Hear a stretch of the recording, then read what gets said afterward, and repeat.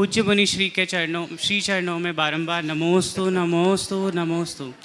महाराज से मेरा सवाल था कि हम लोग किताबें तो बहुत पढ़ते हैं, उन किताबों को पढ़ने के बाद कुछ याद रह जाता है और बहुत कुछ हम भूल भी जाते हैं। तो कुछ सत्र पहले आपने मेंटल फाइलिंग शब्द का प्रयोग किया था, तो यह क्या ऐसी तकनीक है जो हम यूज़ कर सकते हैं, जिसका उपयोग हम कर सकते हैं कि कुछ भी हम पढ़े हमारे विषय से रिलेटेड या फिर धर्म से रिलेटेड, तो उसको हम याद रख पाए और उसका समय पे उपयोग कर पाए? बहुत अच्छा आपने कहा। ये एक कला है, ये नैसर्गिक प्रतिभा है।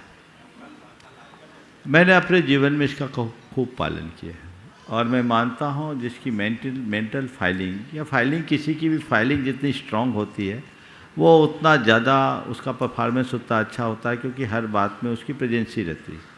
आप दूर मत जाने दीजिए, आपके कंप्यूटर में भी बहुत सारे डेटा आज होते हैं और उनमें अगर फाइलिंग प्रॉपर नहीं है तो कुछ खोजना तो ढूंढते ही रहते हैं। लेकिन जो ढंग से फाइलिंग करके रखता है तो जिस समय जो चीज़ चाहिए वही तथ्य सामने आते हैं और उससे आदमी अपना काम को आगे बढ़ाता है। मेंटल फाइलिंग एक कला है, एक विधा है, एक विद्या है। उसके लिए व्यक्ति को कुछ अभ्यास की ज़रूरत है। जैसे जब हम अध्ययन करते हैं तो अध्ययन करते समय मैंने कुछ दिन पहले एक स्टूडेंट के सवाल में के उत्तर में कहा भी था कि पढ़ो मत, स्कैन करो, और स्कैन करके मत छोड़ो, उसको सेव करो, और सेव करने के लिए उसको एक टाइटल दो और टाइटल देकर उसको अपनी फाइल बना लो। समझ गए?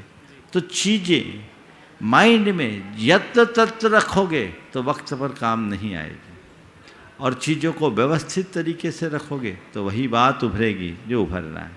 तो ये चीज़ें हैं, और इसमें व्यक्ति अगर संयम साधना करे, थोड़ा सा ध्यान करे, तनाव मुक्त रहे, तो वो उसमें और स्ट्रांग हो सकता है। बहुत सारे लोगों के साथ ये दुविधा देखने को आती है। उनकी यही शिकायत रहती है, उनको आता तो सब है पर वक्त पर भूल जाते हैं।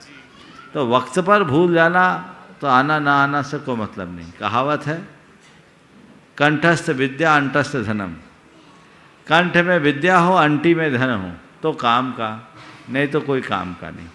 तो इसीलिए हम चीज़ों को अभ्यास के बल पर बदल सकते हैं।